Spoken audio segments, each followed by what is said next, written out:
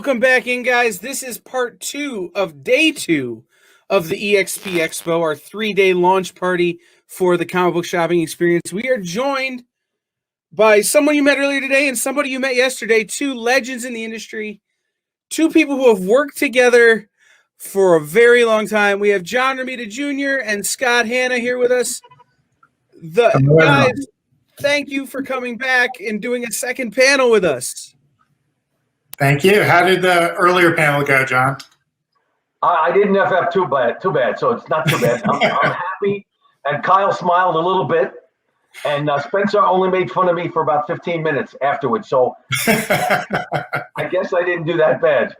Yeah, I told Spencer we had to plug him on this interview. So, Spencer who? Spencer is our art dealer. Yes, that's right. He represents John and I, sells all of our original artwork. Really great guy. Highly recommend getting in touch with him if you want commissions or original art from John or I. That's it. We just did the plug, and now we're done with it. Right? Actually, this is one of the pieces that we just did together, which I loved your homage to your dad, which was fantastic. This is just a small copy because you did this oversized.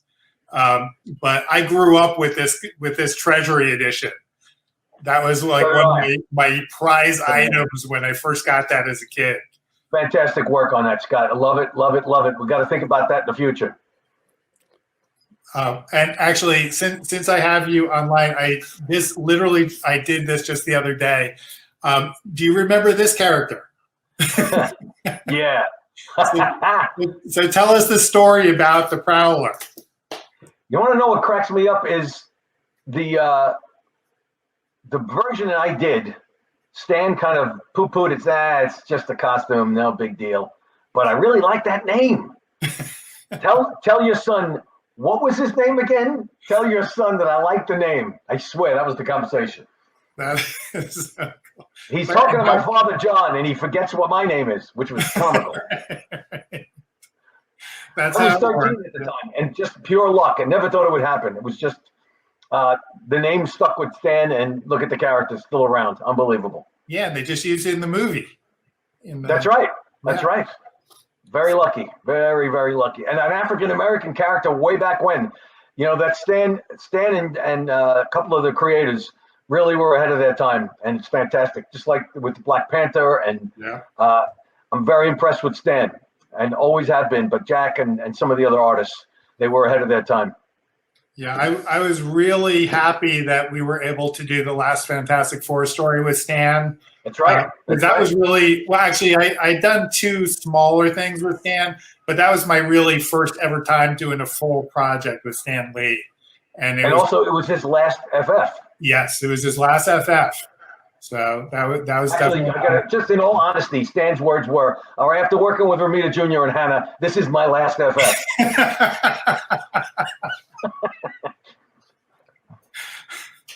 So what's going on, Scott, man? I see your office looks so much better than mine. I got one or two things behind me. Well, this is my studio. I actually teach classes in my studio as well as do all my artwork in here. So I have a lot of the paintings and stuff I do, or demonstrations I do for my students.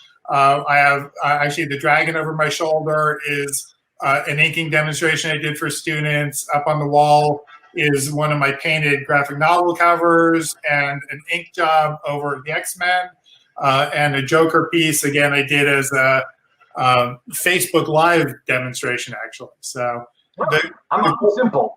The most important thing is not just this. This one here. Yeah, I can't tell. It's this weird mirror thing. It's like, yeah, this weird thing. Right. But this is more important than that, only because this is a star that I had named after my wife.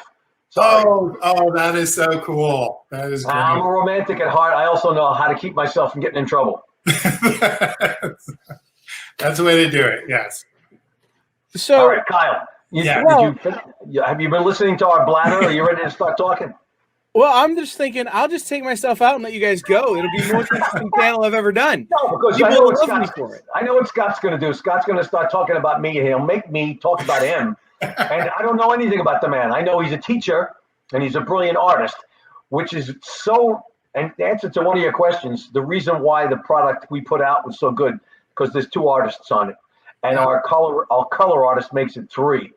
And everybody forgets, just because he's called ink artist, you forget that it means artist as well, and that's why it's so good quality. And one of the reasons I love working with John is John treats it as a collaborative medium. He knows that somebody's going to take his work and kind of run with it, and he enjoys that and lets us do that. The encouragement I get by having a really strong pencil artist like John say, hey, do what you want with it, or take it further, that kind of encouragement you don't get all the time. I wish you did, but that was the old school way of doing things. But when I started, it stopped being that way. Luckily, John learned from his dad, so you still have that philosophy of, hey, let's do a team effort and come up with something greater than any of us can do individually. Like, I can't tell a story like you can, though I've learned a ton from you. Like, actually, most of what I teach in storytelling, I learned from this guy. So. Thank you. That's nice to hear that, because I can't tell anybody how to ink. But if I tell people how to ink, I have worked with some of the best ink artists in the business in history. I got to work with Scott for a long, long time. I've worked with Klaus for a long, long time. My father inked me.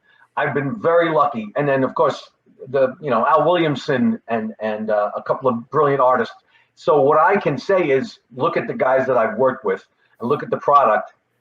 I don't know what to tell you other than you need a steady hand. You can't be an alcoholic. You can't be a smoker. Well, I said on the last panel with Jim Starlin and Jamie Jameson that, there are 2 phrases that we don't hear enough in comics, and it's creative team and art process. Okay. Everybody who touches a page is an artist in some way or another. They're drawing the lines, they're doing the inking, they're doing the coloring, they're doing the lettering. Lettering is an art that's so hard. Absolutely. To get right. So the color artists are now so sophisticated, and yet they're so simplified. Scott and I still have to work on gigantic tables, and we get a mess. I leave graphite marks all over my white walls in this house, and my wife wants to shoot me. Color artists are sitting there with this beautiful tablet, little cup of latte, and it just kind of makes me want to scream. But they're painters. Oh, absolutely, yeah. It's fantastic that we get to work 3 guys as opposed to the way it was a long, long time ago. Yeah, actually, right. one of my favorite color jobs, I actually tell people that John is tough to color because he's got this amazing mood and setup, but it's not based on like realistic necessarily. He's abstracted to a degree, the form. And for a colorist, you don't want to color him like a real person figure or like a flat cartoon figure. It's this weird combination, which some people get, some people don't.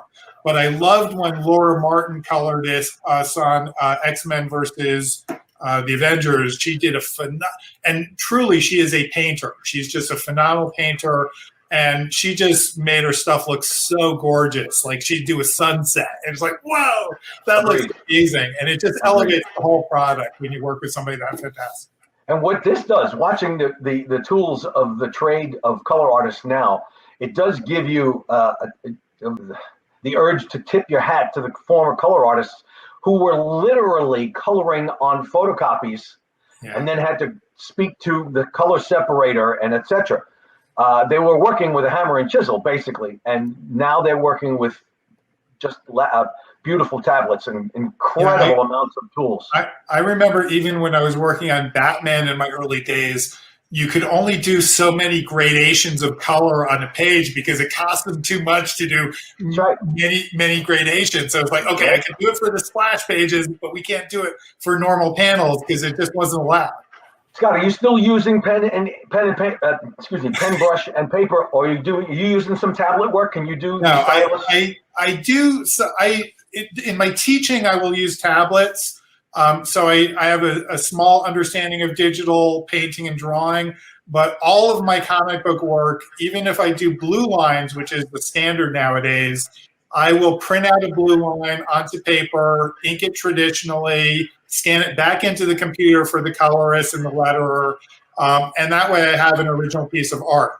My preferred way is always to get the real pencils, but not many people do that anymore. And even the people who do that don't necessarily get, we don't get to ship it by FedEx every day like we used to, because they're like, oh, it costs too much, when they can just send me a digital file.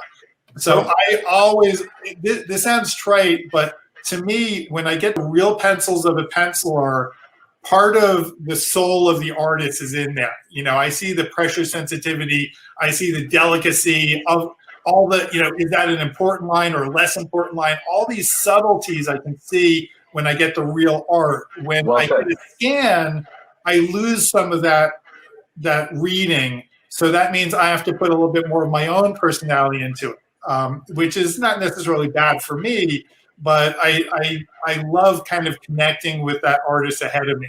To me, that's a really special thing.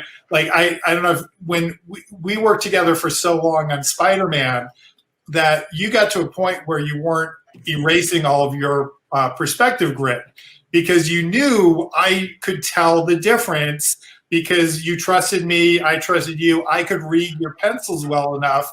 And I was like, why bother with it? This is good. This is part of the process. So we worked together at it, and we learned to understand each other, so you could trust me in a different way than somebody else who's brand new to you. Well said. Go ahead, Kyle. We want you to join in. I can't offer anything to this conversation other than to maybe point you guys in a direction. And the direction I want to point you guys in is the Eisner that you guys won with J. Michael Straczynski on the Coming Home story in Spider-Man. I got to tell you, in all humility on my end, that title won it. We were a part of it, but that was important stuff that Mike JMS was putting out. Yeah. I do not stand up and say, oh, wow, I won an Eisner. Never. I don't think I've ever won an Eisner as a penciler. I won an Eisner as somebody part of that run of books, and I'm very proud of it, because it look at the time that it was part of, and one very important book that was part of that was the 9/11 issue. Yeah, absolutely. I was actually on a panel with JMS, and the panelist or somebody from the audience said, what's the most important Spider-Man issue of Spider-Man? And truly, in my mind, yes, I worked on it, but just the team of us, because we were dealing with a totally real event that was viscerally important to all of us, because I lived in New York City for 14 years. You grew up in New York. All of us, it was just such an important thing going on with that issue. And so being part of that, to me, I think is not just an historic thing for Spider-Man, but for me, if I had done nothing else in my career except for that issue, I would have been content, you know, because that was so important and so vital. Yeah, the reactions to that are stunning, and they're heart-wrenching, and they can choke you up. Kyle, the story that goes how JMS got to the story was because when he was first asked about it, he said, there aren't any words. And that's the main tagline for the beginning of the book. And I love stories like that, because my first reaction was, no, I'm not going to do anything that capitalizes on this. I'm still crying. And I remember talking to my father and talking to my wife, and everybody said, that's crazy. And then it filtered down how they planned on addressing it. And then I heard the story about JMS. I'm very proud of it, and I'm very sad that I'm proud of it. But that's that kind of thing won the Eisner, the book. Right. Yeah. And I'm very proud that I was a part of it. But no penciler would take credit for that as an Eisner winner. Sorry. Sure. No, I completely respect and understand that thought process. The reason I wanted to ask about it is because we already mentioned creative team. The creative team, the three of you plus, I know there were some other people who worked on that book, that series as well, whose names I don't have in front of me, but that creative team was so strong. I don't know that a less strong creative team could have handled this kind of work. Yeah, well, that So to, what was that like? I mean, how did you guys collaborate in that regard? How did the creative team work?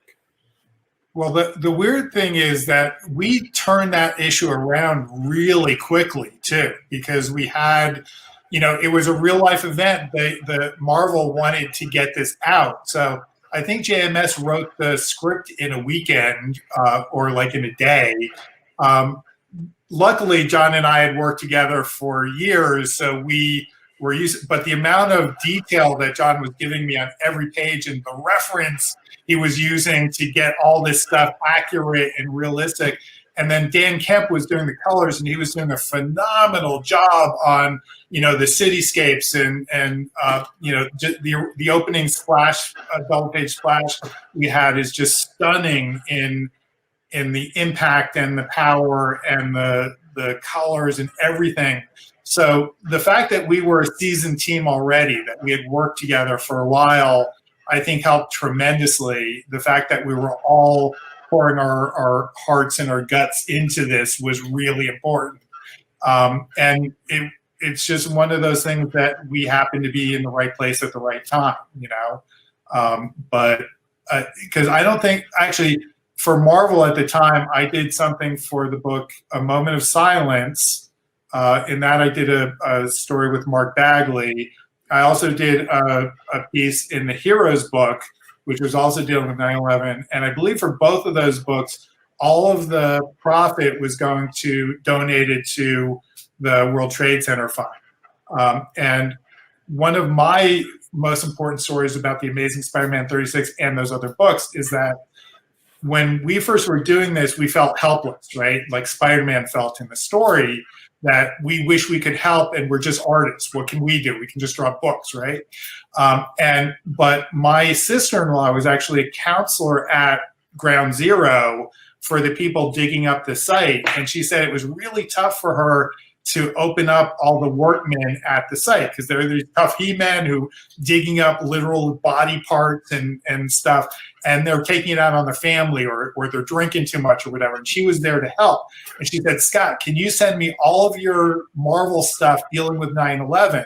So I actually sent all my personal copies of Amazing 36 to the Ground Zero site. I sent all my copies of Heroes, all my copies of A Moment of Silence, and she actually said it helped tremendously. So to me, that elevated the importance of that book even more, that not that we were just doing a comic book about an important story. We actually, by our talents or skills as storytellers and artists, we were actually able to give a small little effect and help to the people actually working at the site. So the fact that we can do that with a comic book, to me, that's like what our job should be, And I've had more firefighters and police officers come to me wanting me to sign that book or do military folks. Yeah, so I've had military, I've had firefighters, I've had police officers. One of the things I sometimes do is I'll do badges with their numbers or friends that they lost during the event. So to me, again, that's what else. It's totally the most important thing I've ever done in my career. So I'll tell you, I having that on hand, and I'm not doing this for any reason other than hopefully I'll be able to promote this when it happens. Is the only reason I have this sitting here is this is being donated to the local fire department. They had a guy who served on. He went to New York. He was on a certain type of training. He had a certain type of training where he could go into those situations and he knew how to do it safely. And he recently passed, and they're doing a fundraiser for his family. And so this was my personal copy. Send it out and get it graded. It's going to them to raise money. And so when they put that up, I'll be promoting that. But that's the only reason I even have it here, is because I think it's so important to give that book to those first responders who do that kind of stuff every day. I'd like to lighten this up a little bit. Yeah. Well, we're going there. The first time Scott and I sat down, I don't remember, when we put our pointed heads together to discuss remarking the whole print run. We kind of chuckled, ha, ha, ha, ha, ha. We had the whole print run, right. Well, here we are nearly 20 years later. I would give my right pinky toe to find out how close we are to getting all of those issues remarked. How much more do we have to go? Another 20 years? I would love to know. We've been remarking, by the way, Kyle, to anybody that's listening, and they may well know this, we've been remarking those covers when they come to us, it's blank black cover. And when it gets put in front of you, I can't just sign it and hand it back. It almost seems superfluous. And I want more than just the signature. And that's where Scott and I come in. I'm dying to know what the numbers are, and probably we'll never find out. Yeah, I literally, at every show I've ever done, I get multiple copies of that. Oh, yeah, absolutely. Or Slack. And like, we're not allowed to just sign it. We sign it and have to do at least a little bitty headshot or something, because it's putting a blank canvas in front of an artist is just cruel, because we have to, like, we're forced to wait. There's this big black shape here. We got to put something on there. Yeah. You know, that's an interesting question for you guys. I know you've both over your career taken commissions from people. What's the most fun you've ever had when somebody hands you a blank canvas? What's something you've done that just sticks in your mind? Oh, wow. You said there'd be no math on this test, teacher. Oh, shit. I can't think. Scott, take it. You're the one that's talking the most anyway. Go ahead. Well, I mean, I just did 2 spectacular pieces that were commissions over John Jr. in that he did 2 homages to his father, which the one I just showed you, which was from the Treasury Edition, and the other one was Amazing Spider-Man 100.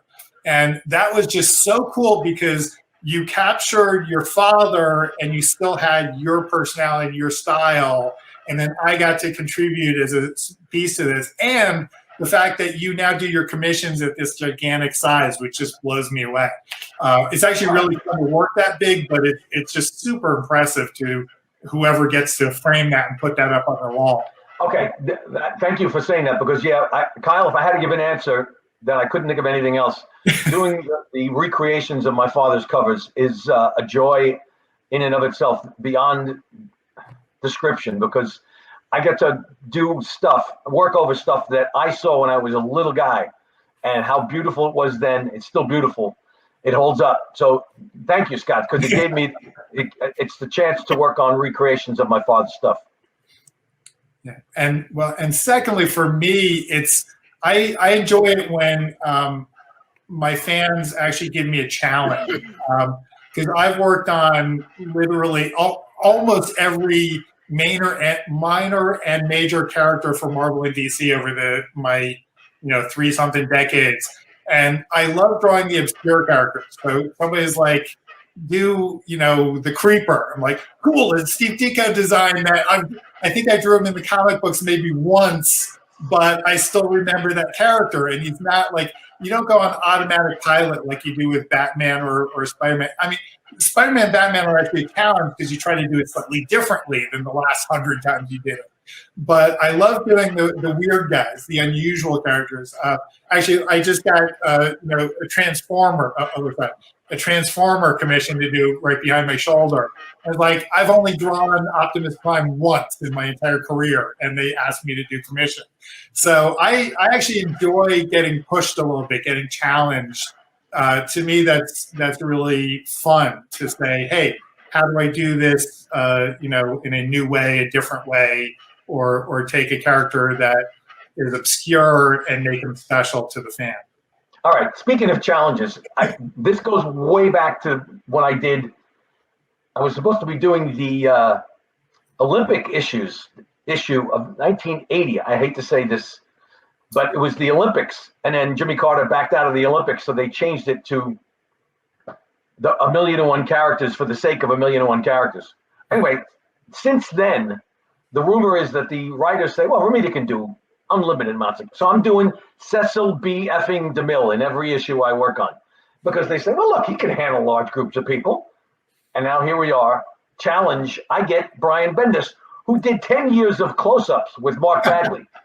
He did just 9 panel pages with faces, and he works with me. I get to do X-Men Avengers. I get to do Action Comics, which turns into a group book. Brian, I love you, but I'm going to rewire your car because you put 10 years on my life. So I get the challenge of doing group books, even when it's a single character. Actually, I'm not complaining. I just worked on Amazing Spider-Man.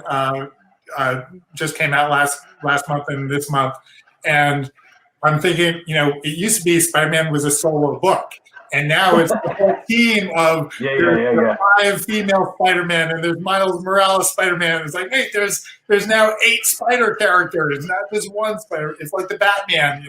Batman used to be the solo character, now it's the Batman family. So there it is. So I have a question. I'm going to ask you to rack your brains, but first I want to throw some people up here. William Pace says, "Hey Scott Hanna, what's up, buddy?" Spencer Beck wants me to ask you a question, but I don't want to get punched through the computer, so I'm not going to do that. Oh, come on! I gotta hear this. I gotta hear it. I want to know does John Jr. die is there? One or two hairs. That's it. I'll answer. I don't care, but I had to dye my beard this year, so. Oh God! There's a reason I don't have a beard is because my chin is white. That's my hair not too bad, but my chin is white. Yeah, my chin is becoming whiter as I'm less and less facial hair guy because it's becoming whiter. And I can't believe this conversation, and I am going to gut punch him when I see him because my beard is silver, and it's starting to creep up a little bit. People think, well, he's got a silver beard and dark hair. That means he colors his hair. And that's exactly the way Spencer Beck speaks.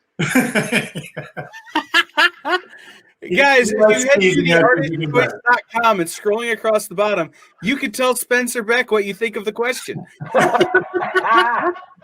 And then we gotta give Daniel Medina a shout out in Mexico. Greetings from Mexico. There you go. Yeah, I had a wonderful time last time I was down in Mexico City. It was just such a joyous convention because all the fans in Mexico were bringing up their books that were like read to death, and and they would still want it signed and say, "This is the first comic book I ever read," or something like that. And the fans were just so wonderful down there. I really, really enjoyed it. That brings me to 2 questions, but I'm going to ask the first one first. Do you guys remember the first thing you worked on together? And what was that? And how did that first meeting go? Well, I have a story about this. I'm wondering what John. How does it work from your end? I don't remember if it was Spider-Man. So be it. But I don't remember if we worked on something else first. I don't remember. I feel bad. No. Well, So we officially worked together for the very, very first time on Spider-Man. And hold on 1 second.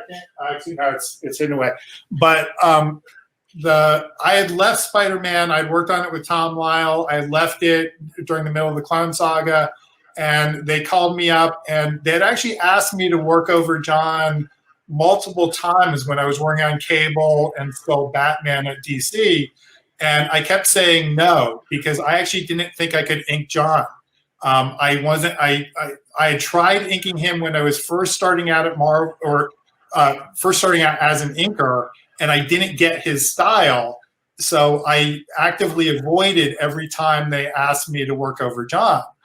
And then they called me up and said, "Scott, we want you to work on the Spider-Man book as John's regular inker." I'm like, whoa, I've never even inked the guy before. And on top of that, I'm following after Al Williamson, who to me was my all-time favorite inker over John. I mean, he's had many spectacular inkers, but I loved Al's take on John's pencils. It was very unique. And we know Williamson is a phenomenal artist in his own right, but he did these just wonderful things with your skies and buildings and stuff. So he had been inking John on Spider-Man, and I'm coming in after Williamson. I'm like, wait, I've never even inked Romita before in my entire life. I'm coming after the best inker over him ever, and what do I do? So what I did and John never asked for this, so I don't even know if he knew who I was, right? Because a lot of times the editors make these decisions. It's not always the penciler's choice. And John's really humble and nice, so he doesn't pick on stuff. But anyway, so I actually asked for a sample of John's real pencils to work on. So they gave me the cover for Spider-Man. I think I started with you on 5th. Well, I'm horrible at remembering the numbers. Anyway, we started together on the death of Ben Reilly when we killed the clone. Okay. But I did the cover of like the previous issue as my sample. Okay. So it was either an issue before or 2 issues before. I did that cover to see if I got your style, and I had matured enough as an artist from my beginning days that I was like, okay, I get it now, I understand it. But then the hardest part for me was to try to not emulate Al Williamson, because I loved what he did over you, and it was like, It was Daredevil. I don't think Al ever did ink. Jim Mooney did some inks over me on Spider-Man, but Al was working on me with Daredevil, which was okay, right. But anyways, but what Al did over you, I loved, and I didn't want to just be a bad copy of Al Williamson. So one of the trickiest things about John pencils is because his pencils are super strong, and he gives you everything you need, but you're allowed to interpret it your way. And so I had to come up with my way of interpreting his artwork that wasn't a Klaus Janson way or a Tom Palmer way or an Al Williamson way. And that's one of the hardest things about working with John. It's like, take what he gives you and interpret it in your version. And luckily, I got to work with him on the various Spider-Man books for, I think we had almost a continuous 10-year run without like a break of any kind. And we both evolve. You know, you get to trust each other, you change styles, you try new things. So it's really cool to see how like I started with him, and then even after we stopped doing Spider-Man, how we would do Avengers versus X-Men or you know, whatever. Is every time it's like, oh, new challenge, get to, you know, try it out a different way or a different look or see where we can go from here. But yeah, that was really intimidating though, because they called me up and said, you're on the book, and I had never worked with him before. And then it turned into a 10-year run. So, yeah. So, so ask John a question. we're talking too much. He doesn't have questions. That's how bad it is. Okay. no, it's not that at all. It's excuse me, I can feel that cough coming on. But also it's, you know, Scott says something and it gives me 6 questions I want to ask, and then and so my question is John, when your pencils are your style, you have somebody like Scott interpreting your style but embellishing it in the way that they feel is right for the book or in the situation. Do you think about that when you're drawing your pencils, that somebody else is gonna come behind you and maybe change things a little bit? Do you leave it a little more open, or do you get real in there? I don't ever, and first of all, the people that I've worked with, I don't need to be concerned. The only thing I concern myself with is being clear in what I'm trying to do. In other words, down to the smallest of parts of a small panel. If it's not clear, it could be misconstrued by the ink artists and maybe confusing things. And they never blame the ink artist. They just always blame me. So I have to make sure it makes sense. But as long as I have guys like Scott, Klaus, even, you know, Tom Palmer, they're artists in their own right. They can repair it without me even and they get it. They know what we're dealing with. Well, John, do you still write notes alongside? Oh, yeah. Yes, I do. That's extremely helpful for the next stage of the process. He'll write, you know, little notations of a particular panel. So we not only do we get the script, but we also get John's notations on his breakdown of the script. That's interesting. The notes. I've bought a couple of original pieces that have been colored, and there's always notes about the colors. I don't know if I've ever seen notes about the inking, it's because it's not the inking per se. It's to let the writer and the ink artist know what I had intended for that panel or that page. Sometimes I'll veer from the dialogue intention without actually causing the dialogue to be removed or anything, but might be altered. So if there's an expression on a character, I will write Peter Parker is frowning because of this. But I deliberately tell the story in sequence sometimes by adding extra panels, and I will indicate as so. but it's not because I'm concerned with what the ink artist is doing. It's to let them know what I was intending Exactly. and make it easier on them. If Scott wants to throw a furrow on the brow with a little bit of shading extra, I'd like him to know what I had intended for the thought in that panel. Yeah, and it really does help. It's amazing that one tiny little mark can make a big difference in an expression. And if you're not reading that expression properly, having a notation, having the script is extraordinarily helpful to make sure because my job, in my mind, my job is to interpret John. It's not to interpret me. It's to interpret his intent. The more I get his intent, the easier it is for me to get into his mindset and to interpret it the right way. So we have a comment from Chuck Morgan who says, "Hi, John. You're my favorite. You're one of my favorite artists ever. I'm still inking over some of your pencils from a Marvel tryout book, and that Scott's great too." I still have the Marvel tryout book too. And what's funny to me is I was young enough to need the Marvel tryout book when I was doing it, and I probably could have used it. There's a couple of guys that have used it to get their. As a matter of fact, Bagley claims that that's what got him that his samples with the tryout book he used when he was applying to work for the company. That's fantastic. So that's good to hear that. I like to hear that. And it was a brilliant idea by Marvel to do that, showing the grades and the steps.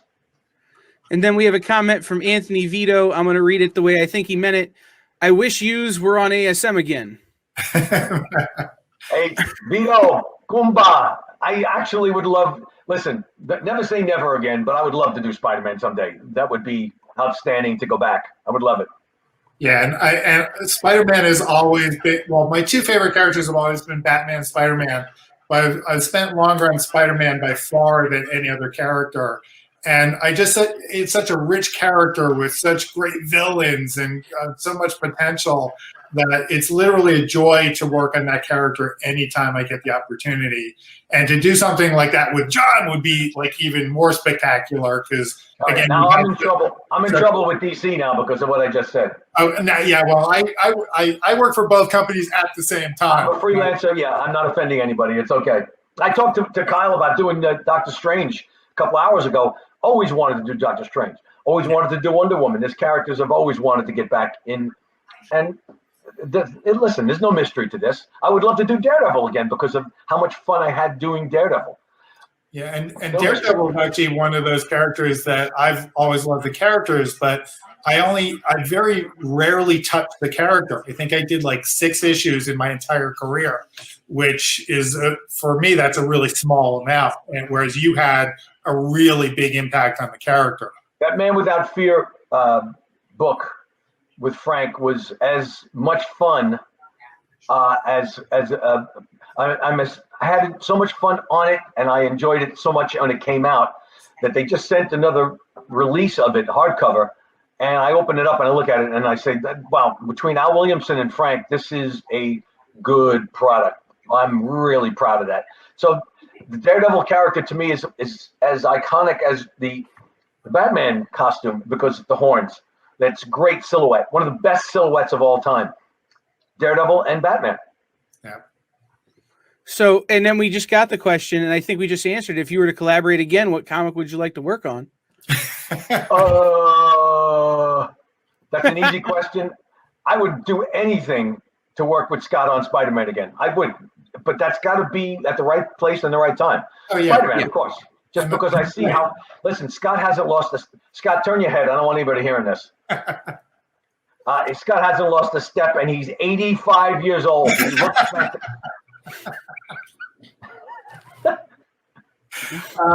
yeah, I don't look that good for my age. No. We would both love to try it again someday. So never say never. Well, yeah, to me, literally every single time I've had the opportunity to work with John, I've just enjoyed it because he's literally a one-of-a-kind penciler that I cannot compare him to anybody else. He's so distinctive in his strengths, in his storytelling, and like I said, his collaboration quality. The fact all those strengths together means that every single opportunity I get, I'm ecstatic. I'm like, I look forward to pages saying, wow, I get to have, I mean, I have fun in my job every day, but I really get to have fun when I see Romita Jr. pages on my tabletop. And the fact that we usually still work together in real pencils and real inks. So I get to touch that real paper that John was working on. To me, that's getting to be a rarer and rarer pleasure. And so, nice to hear that. So again, anytime I get the opportunity to work with John, to me is great. But yes, Spider-Man is iconic. That I think we made together a really big impact on the history of the character, and to add even more to that history would be, you know. But again, right time, right place, whatever. You know, my philosophy in comics is I've been around for so long. If it's meant to be, it's going to happen at some point. We can't control it necessarily. It's just, you know, you stick around long enough, it will come to you, you know? Amen. Well said. So as a not getting into the weeds question, you talked about visiting Mexico for a convention. What has been in your career your favorite comic book convention, or what's one that you've maybe been to once and would love to go back to again? We're all looking forward to when we can go back to things. I got to start that one because I hate to interrupt you, but this is so clear in my mind. Sao Paulo, Brazil. I've never encountered a convention that size, run that well, and people so sweet. Now, all the conventions I've been to, people are sweet. But to have something this size, continent-wise, everybody from all over South America was coming in, and there have been the different shows in the different countries. But my wife and I enjoyed Sao Paulo so much, stunningly. And I would do it again in a second. We were about to, but things changed with the virus. And the next time we have the opportunity, I will jump at the chance. Just so you know, people in Sao Paulo, I want you to know that the one complaint that my wife had is that we didn't get a chance to do the helicopter ride. We had to go in traffic. And Frank Miller got a chance to use the helicopter. Sorry, you got to please the wife next time. You got to put us in the helicopter. It was a 2-hour drive cross city because of our hotel being where it was and the convention center. And we sat in traffic. Now, being New Yorkers, it wasn't a problem. We were used to that shit. But that's my one complaint. But I loved every second of that convention. 350,000 people for the weekend, 4-day weekend, something insane. Yeah, I was unfortunately planning on going to that show like last year or this year. And yeah, look at what's happened now. But I've never been there yet. I've heard nothing but phenomenal things about it. And I actually don't think I have a particularly favorite show, but I really, up until recently, I wasn't doing all that many shows. I would normally concentrate in the Northeast where I live. So I would always do New York Comic Con. There's a couple of fantastic smaller shows like Garden State Comic Fest in New Jersey. I love Heroes Con because it's all about the artists and you get to hang out with all. To me, it's wonderful. It shows not just to see all the fans, which are spectacular, but to see all your other coworkers and buddies. They're people that I've worked with for decades and never met them in person. And then I'll see them and I'll have this long conversation. It's like, wait, who are you? And then we finally figure out, like, oh, that's who we are. But that to me is a real pleasure. That's one of the reasons why I love Heroes Con, because it's all about the artists getting together as well. Terrific Con is spectacular as well. That's another one, yeah. And to know, and Spencer Beck has nothing to do with it, but that's still. It's despite Spencer Beck, it's a terrific con.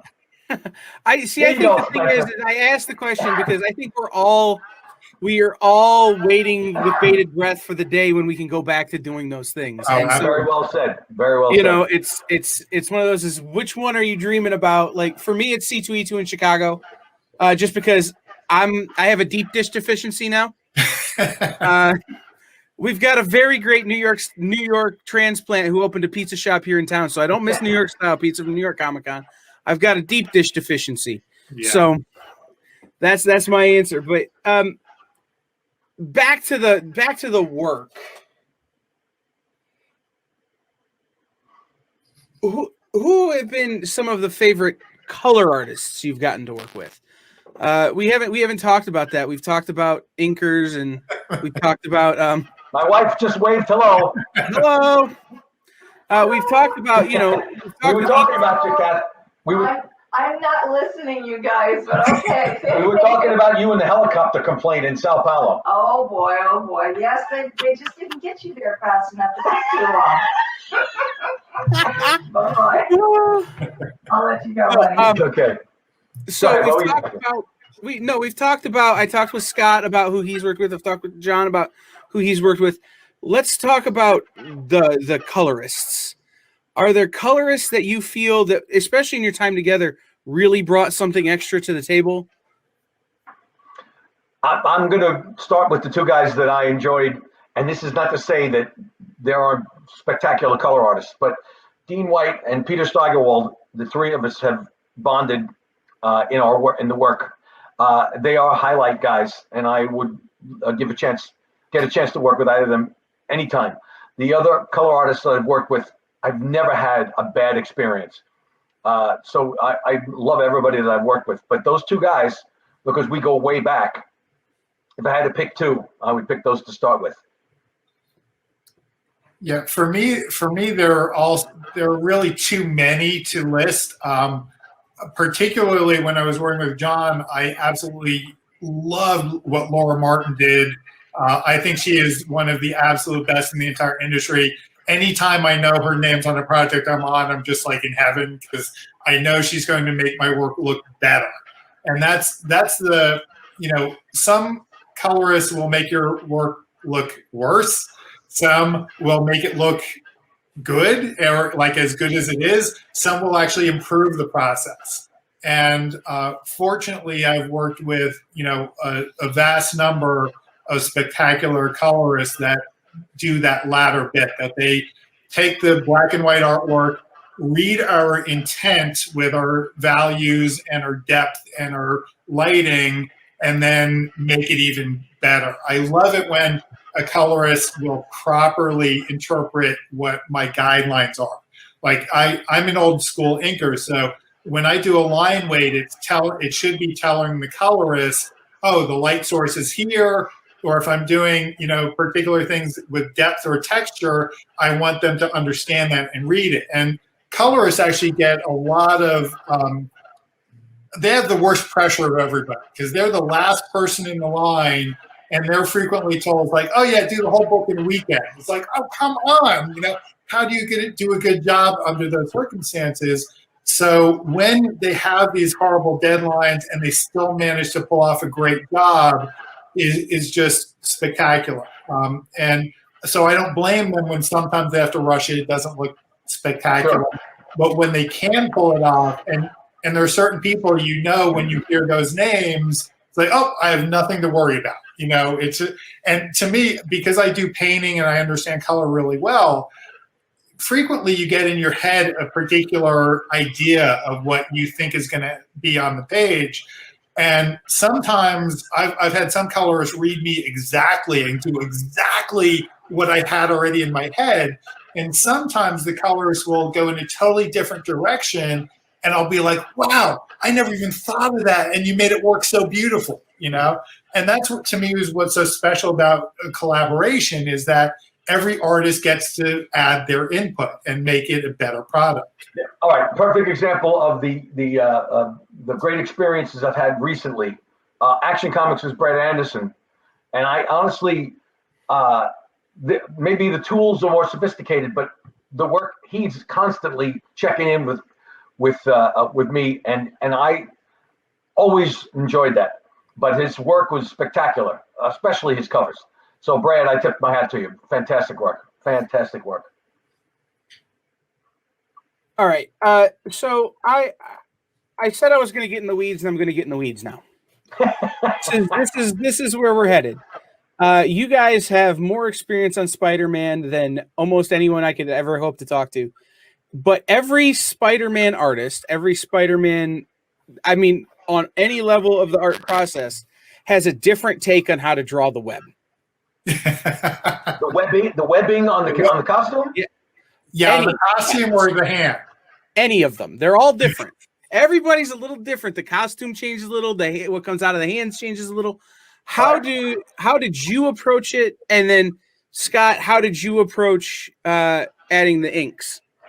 I honestly had a certain amount of lines on the face and webs on between each of the lines, because I sometimes do panels that repeat.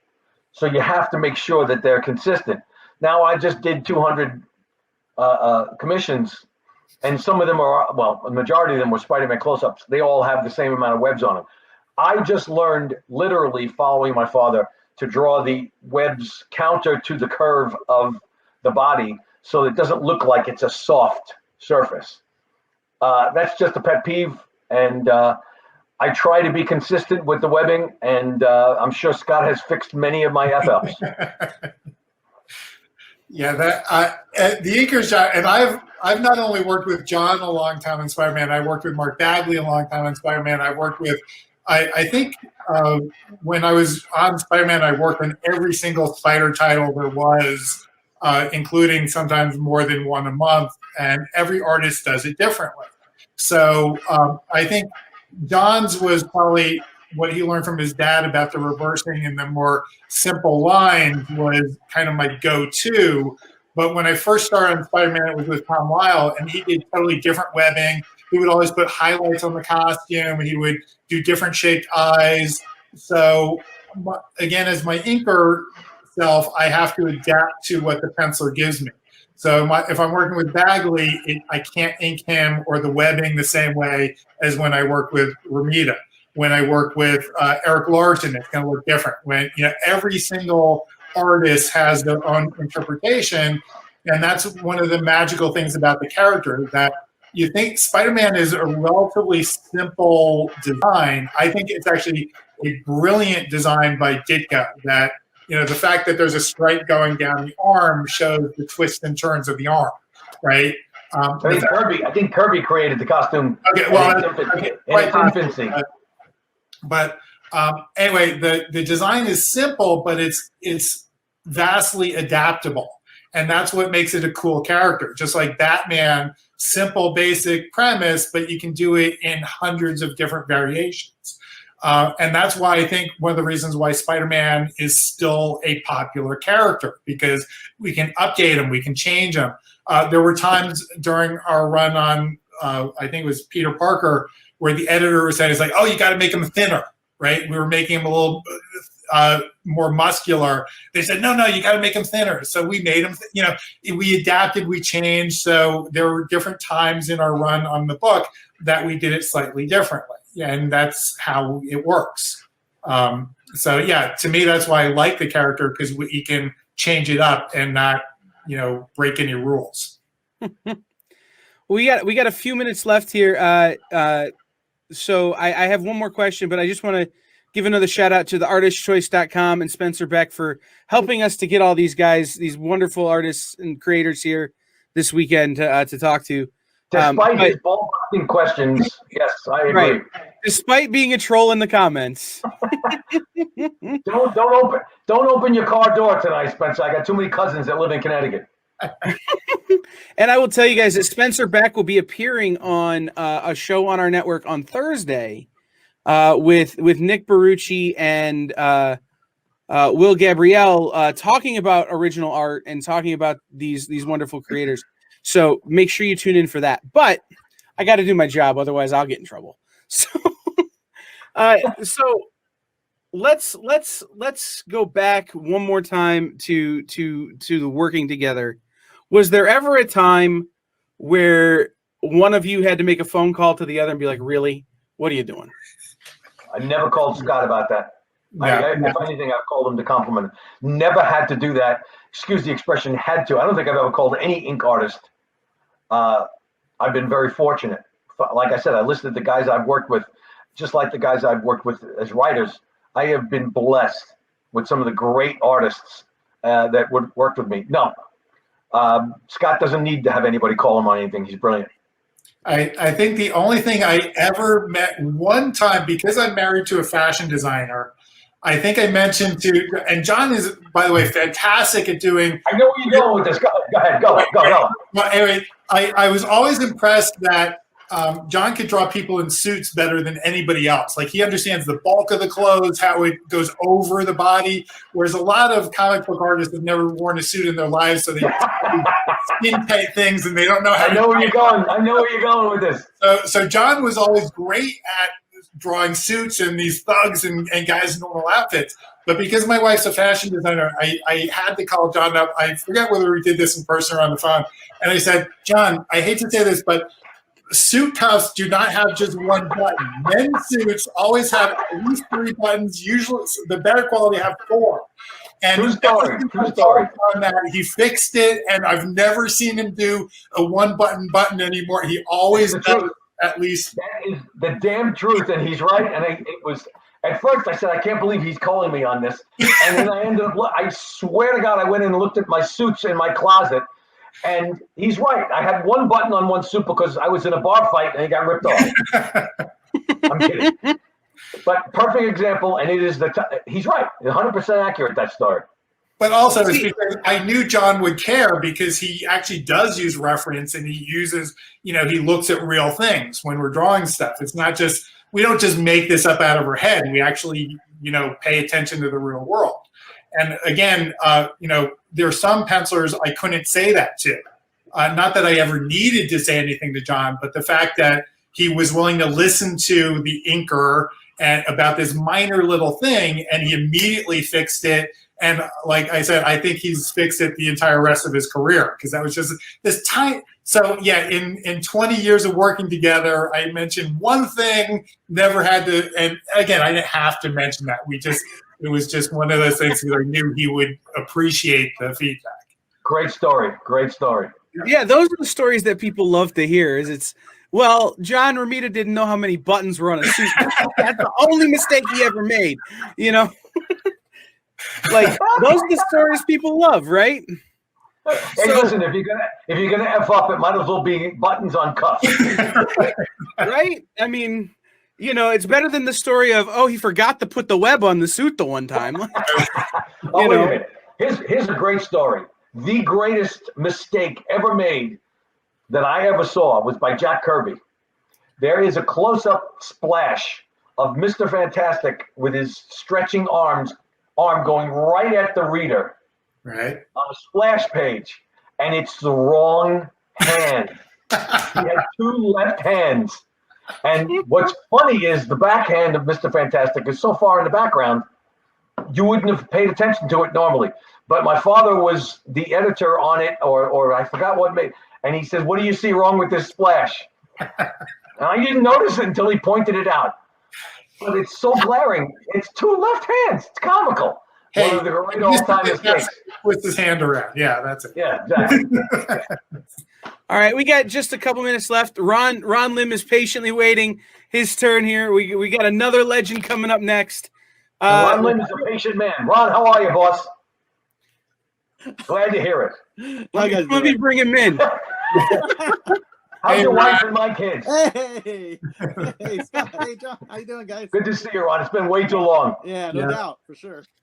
All right. We'll get going. Let you take Real over. quick, guys, tell us where people can find you, what you got coming out here in the last minute or so, what you got coming out, where people should be looking for you.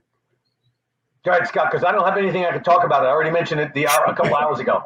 Okay, I'm working on Amazing Spider-Man, Werewolf by Night, working on Savage Avengers for Marvel, just did the fantastic Generation Shattered for DC with Ivan Reyes, which actually John was part of that too.